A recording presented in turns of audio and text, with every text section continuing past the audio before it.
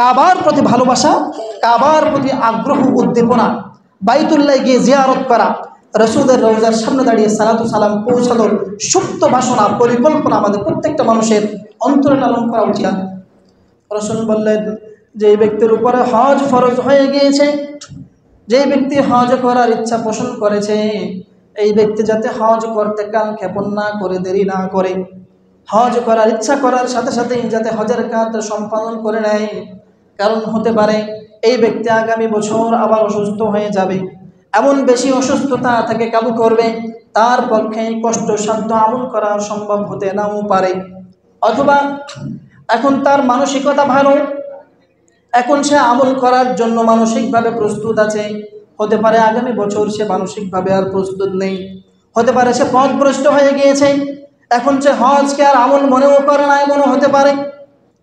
অথবা হতে পারে এমন কোনো বিশেষ প্রয়োজন তার সামনে উপস্থিত হয়েছে, ওই প্রয়োজন না সেরে তার পক্ষে আর হজ করতে যাওয়া সম্ভব নয়। এ সকল কারণে এই ব্যক্তি হজ ফরজ হওয়া সত্ত্বেও মৃত্যু চলে আসলে হজ না করেই যখন কবরে যাবে, রব্বুল আলামিনের কাছে সে জাহান্নামী হিসেবে ধরা পড়ে যাবে। আবু হুরায়রা রাদিয়াল্লাহু তাআলা আনহু রাসূলকে সে প্রশ্ন করলেন, ইয়া রাসূলুল্লাহ, আইয়ুল আমালি আফদল, কোন আমলটা আল্লাহ রব্বুল আলামিনের কাছে বেশি প্রিয়, বেশি ফজিলতপূর্ণ, বেশি মর্যাদাবান? রাসূল বললেন, ঈমানুম বিল্লাহ, আল্লাহ তাআলার উপরে বিশ্বাস রাখা, ঈমান আনা, এটা হলো একজন মানুষের কাছে সবচাইতে গুরুত্বপূর্ণ আমল। তো আবু হুরায়রা বললেন, সুম্মা মাজা, এরপরে কোন আমলটা বেশি গুরুত্বপূর্ণ? রাসূল বললেন, আল জিহাদু ফি সাবিলিল্লাহ, আল্লাহর রাস্তায় সব দুনিয়ার পেরেশানি বাদ দিয়ে জিহাদের জন্য বেরিয়ে পড়া, এটা হলো রব্বুল আলামিনের কাছে দ্বিতীয় গুরুত্বপূর্ণ আমল। এবার আবু হুরায়রা বললেন, সুম্মা মাজা ইয়া রাসূলুল্লাহ, এরপরে গুরুত্বপূর্ণ আমল কোনটা? রাসূল সাল্লাল্লাহু আলাইহি ওয়াসাল্লাম বললেন, হাজ্জুল মাবরুর, ওই হজ, যে হজ হাজী সাহেব করার পরে আল্লাহ তাআলা কবুল করে নিয়েছেন, এই হজ্জে মাবরুর হলো আল্লাহ রাব্বুল আলামিনের কাছে গুরুত্বপূর্ণ আমল। সম্মানিত উপস্থিতি, অনেক আমলের মধ্যে আল্লাহ নবী সাল্লাল্লাহু আলাইহি ওয়াসাল্লাম তিনটে আমলকে বাছাই করেছেন মর্যাদাপূর্ণের তালিকার মধ্যে। এর মধ্যে অন্যতম একটি আমল হলো হজের মৌসুমে হজ করা। আল্লাহ নবীর সাহাবী এবং তার প্রিয়তমা আম্মাজান আয়েশা রাদিয়াল্লাহু আনহা রাসূলের কাছে আসলেন, এসে বললেন, ইয়া রাসূলুল্লাহ, নারাল জিহাদ আফদলুল আমল, আমরা আপনার জবানে শুনেছি জিহাদ করা, সব কিছু বিসর্জন দিয়ে ইসলামের জন্য নিজেকে উৎসর্গ করে দেয়া, এটা অত্যন্ত গুরুত্বপূর্ণ আমল, এটা আমরা আপনার জবানেই শুনেছি। কিন্তু এখন আমার প্রশ্ন হলো, আপনি আমাকে কেন জিহাদ করতে বলেন না? এটা তো গুরুত্বপূর্ণ আমল, এটা যেভাবে পুরুষের করা দরকার, এই জিহাদের ফজিলত আমি মেয়ে হলেও আমারও তো পাওয়া দরকার। আমরা কি জিহাদ করব না? আফালা নুজাহিদু? রাসূল বললেন, না, তোমাদের জিহাদ করার প্রয়োজন নেই। লাকিন্না হাজ্জুন মাবরুরুন, কিন্তু তোমরা যদি মাকবুল হজ আল্লাহ রাব্বুল আলামিনের জন্য করতে পারো, তোমাদের হজের মাধ্যমে আল্লাহ তাআলা রাব্বুল আলামিন নারী জাতিকে, দুর্বল পুরুষদেরকে, যাদের মানসিকতা মজবুত নয়, জিহাদ করতে পারে না, আল্লাহ তাআলা রাব্বুল আলামিন তাদেরকে হজের মাধ্যমে জিহাদের মতো সওয়াব দিয়ে দিবেন। সম্মানিত উপস্থিতি, এত গুরুত্বপূর্ণ একটি আমল হলো ইসলামে হজ করা, বাইতুল্লাহ জিয়ারত করা, রাসূল সাল্লাল্লাহু আলাইহি ওয়াসাল্লামের রওজা শরীফ জিয়ারত করা।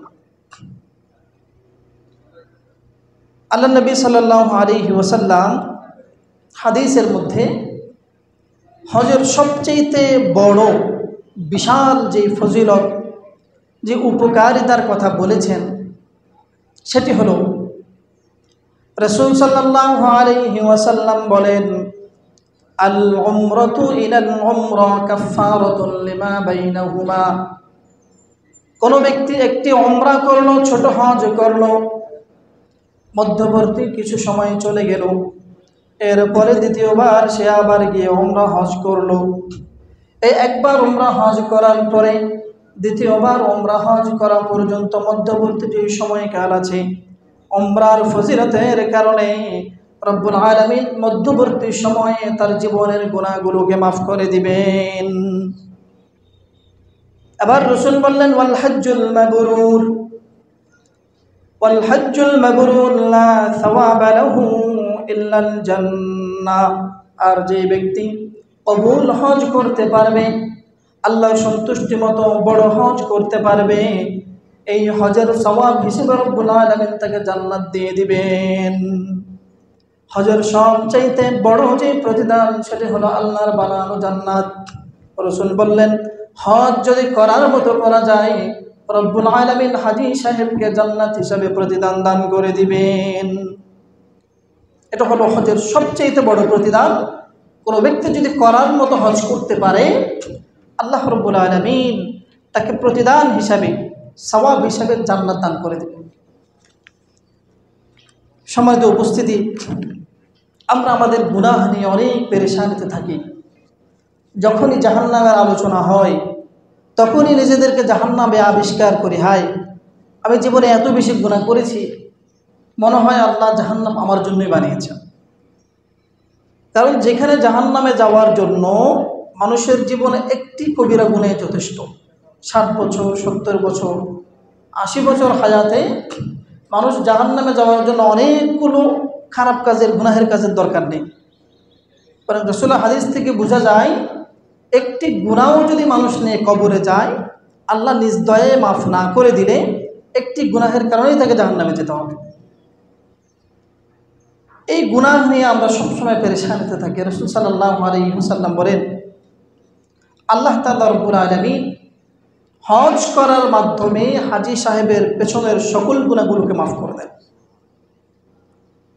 শুধু হাজী সাহেবের জীবনের গুনাহগুলো মাফ করেন তাই নয়, রাসূল অপর এক হাদিসের মধ্যে বলেন ইয়াগফিরুদ দুনুবা লিহাজ্জিহি ওয়া লিমান ইস্তাগফারাল হাজ্জ লাহু।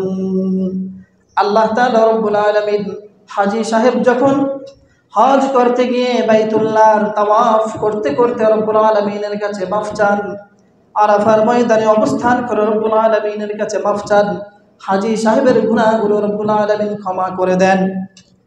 আর হাজী সাহেব নিজের সাথে সাথে বিশেষ করে যে মানুষের জন্য সেখানে গিয়ে মাফ চান, যার জন্য ক্ষমা চান, তার জীবনের গুনাহগুলো আল্লাহ মাফ করে দেন।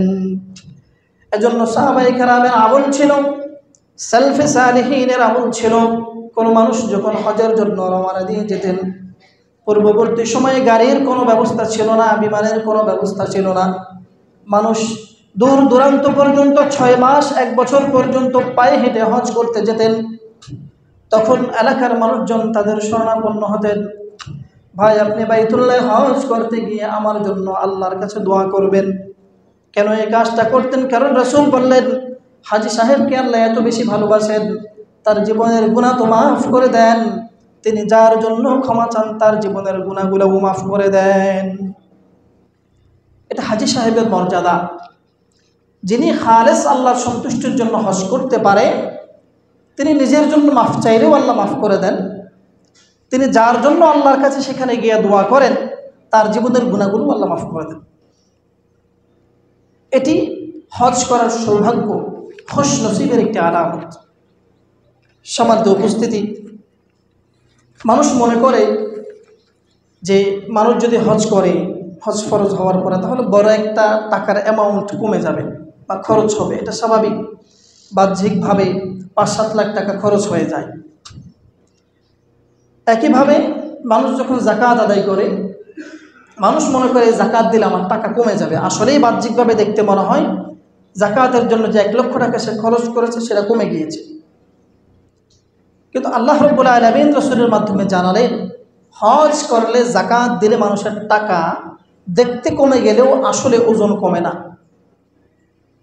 হাদিসের মধ্যে রাসূল সাল্লাল্লাহু আলাইহি ওয়াসাল্লাম বলেছেন আল হজ্জু ওয়াল উমরা ইয়ানফিয়ানিল ফাকর ওয়াদ দুনুব কামা ইয়ানফিল কিয়ারু খুবসাল হাদিদ। হজ এবং উমরা এই দুইটি এমন আমল, এই আমলগুলো মানুষের জীবনের 2টা জিনিসকে নস্যাৎ করে দেয়, মিটিয়ে দেয়।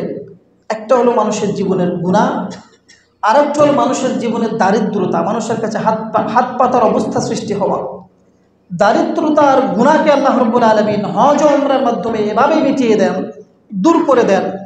রাসূল হাদিসের মধ্যে উপমা দিলেন যেভাবে এই যে মেশিনের মাধ্যমে লোহার ঝঙ্কার, লোহার ময়লা দূর করা হয়, ফ্রেশ করে দেওয়া হয়, যে একইভাবে হজ এবং উমরা মানুষের জীবনের গুনাহ এবং দারিদ্রতাকে পরিপূর্ণ দূর করে দেয় এবং মিটিয়ে দেয়। তাহলে দেখতে দেখা যায় টাকা খরচ হয়, কমে যায়, কিন্তু রাসূল বললেন না, হজ করলে টাকা কমে না, বরং হজের মাধ্যমে মানুষ আল্লাহ রাব্বুল আলামিন মানুষের জীবন থেকে দারিদ্রতাকে চিরতরে দূর করে দেন। এরকম মানুষ আপনি পাবেন না, 100 জনের মধ্যে জরিপ চালালেও মনে হয় একজনও পাবেন না যে সে বিশুদ্ধভাবে হজ করে আসার পরে তার বাকি জীবনে হাত পেতে খেতে হয়েছে, দারিদ্রতায় কষ্ট পেতে হয়েছে, এমন হাজী সাহেব আমি আমার এই ছোট্ট জীবনে আমার নজরে পড়েনি। সম্ভবত আপনারা এমন খুঁজে পাবেন না হজ করে আসার পরে বাকি জীবন কারো কাছে হাত পেতে খেতে হয়েছে, দারিদ্রতার কারণে কষ্ট পেতে হয়েছে, এমন মানুষের সংখ্যা সম্ভবত 1% নেই। এ কথাটা রাসূল হাদিসে বলেছেন। সম্মানিত উপস্থিতি, রাসূলুল্লাহ সাল্লাল্লাহু আলাইহি ওয়াসাল্লাম বললেন, 3 শ্রেণীর মানুষ হলো সরাসরি আল্লাহর প্রতিনিধি, আল্লাহর বাহিনী। রাসূলুল্লাহ সাল্লাল্লাহু আলাইহি ওয়াসাল্লাম বলেন, আল গাজী ফি সাবিলিল্লাহ আল হাজ্জ ওয়াল মু'তামির ওয়াফদুল্লাহ ফাইদা সাআলাহুল্লাহ সুবহানাহু ওয়া তাআলা ফাআতাহুম ওয়া ইযা দাআহুম ফাআজাবাহুম। এক প্রকার হলো যেই মুজাহিদ জিহাদ করে গাজীর বেশে, বীরের বেশে ফিরে এসেছে, ওই গাজী। আর 2 প্রকার হলো, দ্বিতীয় প্রকার হলো ওই হাজী সাহেব যিনি বিশুদ্ধ নিয়তে আল্লাহর সন্তুষ্টির জন্য হজ করে ফিরে এসেছে। আর তৃতীয় প্রকার হলো যেই ব্যক্তি উমরা হজ করে ফিরে এসেছে। এই 3 প্রকার মানুষ হলো ওয়াফদুল্লাহ, আল্লাহর বাহিনী বা আল্লাহর প্রতিনিধি। রাসূল বললেন, যেভাবে বাদশার প্রতিনিধিরা বাদশাকে যে রিপোর্ট করেন বাদশা সেটা গ্রহণ করেন, একইভাবে আল্লাহর এই 3 শ্রেণীর প্রতিনিধি আল্লাহর কাছে যখনই দোয়া করেন রব্বুল আলামিন তাদের দোয়াগুলোকে কবুল করে নেন। এই 3 প্রকারের মানুষ আল্লাহর জমিনে সরাসরি আল্লাহর প্রতিনিধি। আল্লাহ তাআলা রব্বুল আলামিন গাজী, হাজী এবং উমরা করনেওয়ালা মানুষ যখনই দোয়া করেন আল্লাহ রব্বুল আলামিন তাদের দোয়াগুলোকে কবুল করে নেন। এটা তাদের বিশেষ পাওয়ার, আল্লাহ প্রদত্ত ক্ষমতা। সম্মানিত উপস্থিতি, রাসূলুল্লাহ সাল্লাল্লাহু আলাইহি ওয়াসাল্লাম সর্বপ্রথম যখন হজ ফরজ হওয়ার ঘোষণা সাহাবায়ে কেরামকে শোনাচ্ছিলেন এমন মজলিসের মধ্যে, যে তোমাদের উপরে আল্লাহ তাআলা হজ ফরজ করে দিয়েছেন, সাহাবায়ে কেরাম প্রশ্ন করলেন, আকুল্লা আমিন ইয়া রাসূলুল্লাহ, আল্লাহ তাআলা যে আমাদের উপরে হজ ফরজ করেছেন, এই হজ কি প্রতি বছর আমাদেরকে পালন করতে হবে নাকি? আকুল্লা আমিন, প্রতি বছরই হজ করা ফরজ নাকি? রাসূল চুপ থাকলেন। সাহাবী আবার প্রশ্ন করলেন, আকুল্লা আমিন ইয়া রাসূলুল্লাহ, হজ কি প্রতি বছর আমাদের উপরে ফরজ নাকি? রাসূল চুপ থাকলেন। তৃতীয়বার সাহাবী আবারও প্রশ্ন করলেন, আকুল্লা আমিন ইয়া রাসূলুল্লাহ, হজ আমাদের উপরে প্রতি বছর ফরজ নাকি? রাসূল বললেন, না, তোমাদের উপরে হজ প্রতি বছর ফরজ নয়, বরং হজ ফরজ হওয়ার পরে জীবনে একবার মাত্র হজ করা ফরজ। রাসূল বললেন, আমার সাহাবীরা, আমি যদি তোমাদেরকে একবারের জন্য বলে দিতাম যে প্রতি বছর তোমাদের উপরে হজ ফরজ, আল্লাহ তাআলা রব্বুল আলামিন ধনী ব্যক্তিদের উপরে প্রতি বছর হজ করাকে ফরজ করে দিতেন। এই কাজটা তোমাদের জন্য অনেক বেশি কঠিন হয়ে যেত। আমি তোমার প্রশ্নে একবারও যদি বলতাম নাম, হ্যাঁ, প্রতি বছর হজ করা ফরজ, তাহলে রব্বুল আলামিন আমার এই কথার কারণে মানুষের উপরে, ধনীর উপরে প্রতি বছর হজ করা ফরজ করে দিতেন, কিন্তু মানুষ এই কাজটা করতে পারত না। এই জন্য রাসূল বলেন, আমি চুপ ছিলাম, তোমরা শুনে নাও, হজ ফরজ হওয়ার পরে জীবনে একবার হজ করা ফরজ।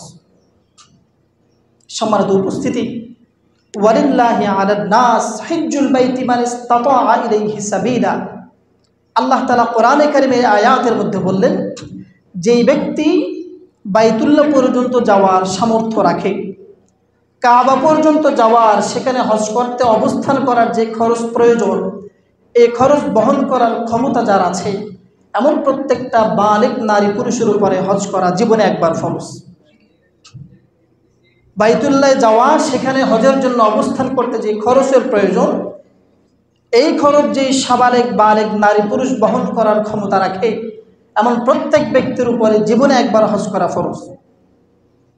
হ্যাঁ, এরপরে করলে নফলের সওয়াব পাবে, উমরা করলে সওয়াব পাবে, কিন্তু হজ জীবনে একবার করতেই হবে। সম্মানিত উপস্থিতি, আল্লাহ তাআলা রব্বুল আলামিন রাসূলুল্লাহ সাল্লাল্লাহু আলাইহি ওয়াসাল্লামের মাধ্যমে আমাদেরকে জানিয়েছেন, মান আরাদাল হজ্জা ফালইয়াতাআজ্জাল ফাইন্নাহু ক্বাদ ইয়াফরিদুল মারিদ ওয়া তাদিল্লুদ দাল্লাহ ওয়া তা'রিদুল হাজা। রাসূল বললেন, যে ব্যক্তির উপরে হজ ফরজ হয়ে গিয়েছে, যে ব্যক্তি হজ করার ইচ্ছা পোষণ করেছে, এই ব্যক্তি যাতে হজ করতে কাল ক্ষেপণ না করে, দেরি না করে, হজ করার ইচ্ছা করার সাথে সাথেই যাতে হজের কাজ সম্পাদন করে নেয়। কারণ হতে পারে এই ব্যক্তি আগামী বছর আবার অসুস্থ হয়ে যাবে, এমন বেশি অসুস্থতা তাকে কাবু করবে, তার পক্ষে কষ্টসাধ্য আমল করা সম্ভব হতে নাও পারে। অথবা এখন তার মানসিকতা ভালো, এখন সে আমল করার জন্য মানসিকভাবে প্রস্তুত আছে, হতে পারে আগামী বছর সে মানসিকভাবে আর প্রস্তুত নেই, হতে পারে সে পথভ্রষ্ট হয়ে গিয়েছে, এখন সে হজকে আর আমল মনেও করে না, এমনও হতে পারে। অথবা হতে পারে এমন কোনো বিশেষ প্রয়োজন তার সামনে উপস্থিত হয়েছে, ওই প্রয়োজন না সেরে তার পক্ষে আর হজ করতে যাওয়া সম্ভব নয়। এ সকল কারণে এই ব্যক্তি হজ ফরজ হওয়া সত্ত্বেও মৃত্যু চলে আসলে হজ না করেই যখন কবরে যাবে, রব্বুল আলামিনের কাছে সে জাহান্নামী হিসেবে ধরা পড়ে যাবে। রাসূল বললেন, মান আরাদাল হজ, যখনই হজ ফরজ হয়, মানুষ হজ করার ইচ্ছা পোষণ করে, তারা যাতে দেরি না করে, ফালইয়াতাআজ্জাল, তাড়াতাড়ি হজের কাজটা করে নেয়। কারণ হজ এক ওয়াক্ত নামাজ পড়তে যতক্ষণ লাগে ততক্ষণে হজ শেষ করা যায় না। হজ করতে সময় লাগে, হজ করতে শক্তি লাগে। একজন বৃদ্ধ মানুষ যিনি 1 ঘন্টা হাঁটতে পারেন না, দাঁড়াতে পারেন না, এই মানুষকে যদি আপনি হজ করতে পাঠিয়ে দেন, এই ব্যক্তি 7 তোয়াফের জায়গায় কখন 14 তোয়াফ করে ফেলবে ভুলেই যাবে, তার মনে থাকে না। তওয়াফের আগে ওযু করেছে নাকি সেটা সে ভুলে যাবে। তীব্র রোদের মধ্যে মরুভূমিতে আরাফার ময়দানে এই যে দুপুরের প্রচণ্ড গরমের মধ্যে বসে থাকতে হবে, অবস্থান করতে হবে, এই ব্যক্তি এই কাজ করতে পারবে না।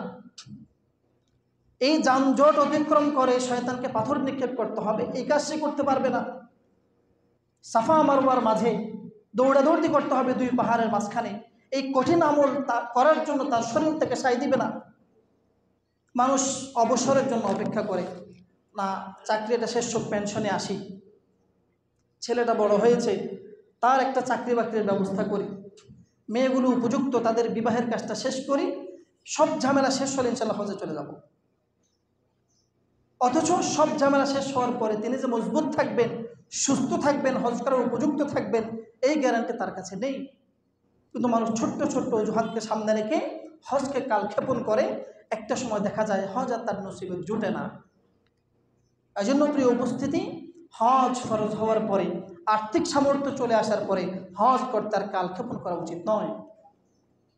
সম্মানিত উপস্থিতি, রাসূল সাল্লাল্লাহু আলাইহি ওয়াসাল্লাম এই যে হজের শিক্ষা আমাদেরকে দিয়েছেন, এই হজ আমাদেরকে বিশেষ কিছু শিক্ষা দেয়। এখানে বিশেষ কিছু শিক্ষণীয় বিষয় রয়েছে। প্রথমত, এই হজ আমাদেরকে শিক্ষা দেয় আল্লাহর হুকুমের সামনে, আল্লাহর আদেশের সামনে বিনা প্রশ্নে কোনো যুক্তি লজিক না খুঁজে মাথা পেতে দিতে হবে। যেখানে মানুষ তার বাল্যকালের কথা যৌবনে এসে মনে রাখতে পারে না, তার যৌবনকালের বহু কথা বৃদ্ধ বয়সে মনে রাখতে পারে না, সেই মানুষ আল্লাহর শত শত অনেক বড় বড় ইবাদতের লজিক, এগুলোর যুক্তি তার নিজের মাথায় নিয়ে আসবে, বুঝে ফেলবে, এটা কল্পনার মতো কথা। মানুষের পক্ষে আল্লাহর প্রত্যেকটা হুকুমের যে সূক্ষ্ম হিকমত রয়েছে, আল্লাহর হুকুমের পেছনে যে বিশেষ যুক্তি রয়েছে, এই সূক্ষ্ম লজিক বুঝার ক্ষমতা মানুষের হবে না, এটাই স্বাভাবিক। এজন্য আল্লাহ এই হুকুমটা কেন দিলেন, এটা না দিলে ভালো হতো, এই হুকুম দিয়ে আল্লাহ মনে হয় জুলুম করেছেন, মানুষের অর্থ অপচয় হচ্ছে, এই জাতীয় চিন্তা বিনা প্রশ্নে শয়তানি চিন্তা। আল্লাহ তাআলা রব্বুল আলামিন ইব্রাহিম আলাইহিস সালামকে যখন বাইতুল্লাহ নির্মাণ করতে বললেন, নবী ইব্রাহিম আলাইহিস সালাম বাইতুল্লাহকে সংস্কার করে নতুন করে আবার বানালেন, নির্মাণ করলেন। কাজ শেষ হওয়ার পরে রব্বুল আলামিন ইব্রাহিমকে বললেন, ও ইব্রাহিম, তুমি মানুষের মধ্যে হজ করার জন্য ঘোষণা শুনিয়ে দাও। ওয়াদ্দিন ফিন্নাসি বিল হজ্জি ইয়াতুকা রিজালা, যারা পারে তারা যেন পায়ে হেঁটে আসে, যারা পারে তারা যেন সওয়ারিতে সওয়ার করে আসে। কিন্তু তুমি মানুষের মধ্যে হজ ফরজ হওয়ার ঘোষণা শুনিয়ে দাও। ইব্রাহিম আলাইহিস সালাম বললেন, ইয়া রব্বাল আলামিন, এই মরুভূমির মধ্যে, মক্কার মধ্যে কোনো জনবসতি নাই, পানি নাই, খাবার নাই, মানুষ নাই, পশু পাখি পর্যন্ত নাই। আমি যদি এখানে দাঁড়িয়ে ঘোষণা দেই, এই ঘোষণা কে শুনবে? কার ক্ষমতা আছে? আল্লাহ রব্বুল আলামিন বললেন, তোমাকে আমি ঘোষণা দিতে বলেছি, তোমার কাজ হলো ঘোষণা দেয়া, মানুষের কানে পৌঁছে দেওয়ার দায়িত্ব হলো আমার। ইব্রাহিম আলাইহিস সালাম পাহাড়ের উপরে উঠে দাঁড়িয়ে ঘোষণা দিলেন, ও দুনিয়ার মানুষেরা, বাইতুল্লাহর কাজ শেষ হয়েছে, তোমরা প্রতি বছর হজ করার জন্য বাইতুল্লাহে আসো। রব্বুল আলামিন বলেন, এই ইব্রাহিমের ঘোষণার আওয়াজ কিয়ামত পর্যন্ত যতগুলো মানুষ জীবনে একবার হলেও হজ করতে যাবে, এই ইব্রাহিমের ঘোষণার আওয়াজ ওই সময় দুনিয়ার সকল প্রান্তে, এবং কি রূহ জগতের প্রত্যেকটা রূহের কান পর্যন্ত আমি আল্লাহ পৌঁছে দিয়েছি। ইব্রাহিম আলাইহিস সালামের সেই খালি জবানের আওয়াজকে আল্লাহ তাআলা রব্বুল আলামিন কিয়ামত পর্যন্ত যতজন মানুষ একবার হলেও হজ করতে পারবে এমন প্রত্যেকটা মানুষের কানে পর্যন্ত রব্বুল আলামিন পৌঁছে দিয়েছেন। এজন্যই হাজী সাহেবরা বাইতুল্লাহ যাওয়ার পরে অত্যন্ত গুরুত্বপূর্ণ একটা আমল করেন, তালবিয়া পাঠ করানো আমল। তালবিয়া কাকে বলা হয়? লাব্বাইক আল্লাহুম্মা লাব্বাইক, লাব্বাইক লা শারীকা লাকা লাব্বাইক, ইন্নাল হামদা ওয়ান নি'মাতা লাকা ওয়াল মুলকু লা শারীকা লাক। পাগলের মতো হাজী সাহেবরা ঘুরতে থাকেন আর বলতে থাকেন, লাব্বাইক, আল্লাহ আপনি আমাকে ইব্রাহিমের মাধ্যমে ডেকেছিলেন, আমি আপনার ডাকে সাড়া দিয়ে বাইতুল্লাহে উপস্থিত হয়েছি। লাব্বাইক আল্লাহুম্মা লাব্বাইক, আল্লাহ আমি ঘোষণা দিচ্ছি আপনার কোনো শরীক নাই, আপনার কোনো অংশীদার নাই, আপনার তাওহীদের স্বীকারোক্তি দেওয়ার জন্য আমি আমার বাড়ি ঘর ছেড়ে বাইতুল্লাহর মধ্যে ছুটে এসেছি। এই যে তালবিয়া পাঠ করার মাধ্যমে মানুষ একজন আরেকজনকে ডাকলে তো সে একবার সাড়া দেয়। হাজী সাহেবরা লাব্বাইক একবার বলে না, শত শতবার লাব্বাইক বলে। সেখানে কি তাদেরকে তো কেউ ডাকে না? লাব্বাইক কেন বলে? লাব্বাইক মানে আমি উপস্থিত, আপনার দরবারে আমি এসেছি, এই কথা বলার নাম লাব্বাইক। তো হাজী সাহেবরা লাব্বাইক কেন বলে? একবারের জায়গায় হাজারবার কেন বলে? কারণ আল্লাহ তাআলা রব্বুল আলামিন তাদেরকে নবী ইব্রাহিমের মাধ্যমে আরও 4000 বছর আগে ডেকেছিলেন। এই হাজী সাহেবদেরকে রব্বুল আলামিন কবুল করেছেন। এই শুকরিয়ার জন্য আল্লাহকে বলেন, আল্লাহ আপনি আমাকে ডেকেছেন, আমি আপনার দরবারে উপস্থিত হতে পেরেছি, লাব্বাইক। সম্মানিত উপস্থিতি, হজের মাধ্যমে রব্বুল আলামিন মানুষকে, পুরো পৃথিবীর সকল মানুষকে আমিত্ব বিসর্জন দেওয়ার শিক্ষা দেন, অহংকার পরিত্যাগ করার শিক্ষা দেন। আপনি দেখেন, একজন হাজী সাহেব, তিনি তার বাড়িতে কোটিপতি, শিল্পপতি, অনেক টাকা পয়সার মালিক, কিন্তু তিনি যখন হজ শুরু করবেন, নির্ধারিত জায়গা থেকে, ঘাটি থেকে তিনি যখন ইহরাম বাঁধবেন, তখন তার সকল নামি দামি পোশাক, গহনা, অর্নামেন্ট সব খুলে ফেলতে হবে। তার গায়ে কি থাকবে? দুখানা কাপড়, একটি পরনে, একটি গায়ের চাদর। শর্ত হলো কাপড়ে কোনো সেলাই থাকতে পারবে না, কালার হতে হবে সাদা। আচ্ছা বলেন, সেলাইবিহীন সাদা 2 পিস কাপড়ের সাথে সামঞ্জস্য আর পরিচিতি আছে কোন কাপড়ের সাথে? মিল আছে হলো কাফনের কাপড়ের সাথে। ঠিক আপনি যখন একজন মানুষকে কাফন পরিয়ে মাটি দেন, তখনও ঠিক সেলাইবিহীন সাদা কাপড় পরিয়ে মাটি দেন। আল্লাহ তাআলা রব্বুল আলামিন বললেন, আমি হজের মাধ্যমে পুরো বিশ্বের মানুষকে প্রতি বছর একবার করে জানিয়ে দিতে চাই, আসলে মানুষের কোনো ক্ষমতা নাই। মানুষ ঠিক এভাবেই সেলাইবিহীন সাদা সুতি কাপড়, কম দামি কাপড় পরে দুনিয়া থেকে বিদায় নিয়ে চলে যেতে হবে। প্রত্যেকটা ধনী, গরিব, আমির, প্রজা, যত শ্রেণীর মানুষ আছে, হজ করতে হলে, হজ কবুল করা, তাহলে অবশ্যই তার পরনের দামি পোশাক খুলে ফেলতে হবে। সাদা দুখানা সেলাইবিহীন কাপড়, যে কাপড়ে কোনো পকেট নেই, এমন সেলাইবিহীন কাপড় পরতে হবে। দামি জুতা খুলে মরুভূমির মধ্যে, খালি জায়গার মধ্যে খালি পায়ে হাঁটতে হবে। মাথার চুলগুলো ছেঁচে একদম সাধারণ জীর্ণ শীর্ণ একজন মানুষের উদ্ধারণ করতে হবে, অন্যথায় তার হজ আল্লাহ রাব্বুল আলামিন কবুল করবেন না। এই যে পরিস্থিতি, এই যে লেবাস, পোশাক, এই যে সিস্টেম, এর মাধ্যমে আল্লাহ রাব্বুল আলামিন মানুষকে বারবার জানিয়ে দিচ্ছেন, মানুষের কোনো ক্ষমতা নেই, অহংকার করার অধিকার মানুষের নেই। অহংকার করলে শুধুমাত্র রব্বুল আলামিনই করতে পারেন। রাসূল মাধ্যমে আল্লাহ রব্বুল আলামিন আমাদেরকে জানিয়েছেন, আল্লাহ রব্বুল আলামিন বলেছেন, আল কিবরিয়া ওয়ারিদাই, অহংকার হলো সরাসরি আমি রব্বুল আলামিনের কুদরতি চাদর। এই চাদর নিয়ে যারা টানাহেস্টা করবে, যারা অহংকার করতে চাইবে, ওয়াজিবুহু আযাবান শাদীদা, আমি তাদেরকে কঠিন শাস্তি দেব। এজন্য প্রিয় উপস্থিতি, হাজী সাহেবদের এই সিস্টেমের মাধ্যমে আল্লাহ রাব্বুল আলামিন আমাদেরকে বারবার সাদা সিধা জীবনযাপন করার জন্য উৎসাহ দিয়ে থাকেন। বারবার রব্বুল আলামিন আমাদেরকে স্মরণ করিয়ে দিয়ে থাকেন, আমিত্ব বিলাসিতা অহংকার কোনো মানুষের জন্য নয়। সম্মানিত উপস্থিতি, এজন্য কাবার প্রতি ভালোবাসা, কাবা প্রেম, কাবায় তাওয়াফ করার প্রতি আকাঙ্ক্ষা প্রত্যেকটা মানুষের ঈমানের পরিচয় বহন করে।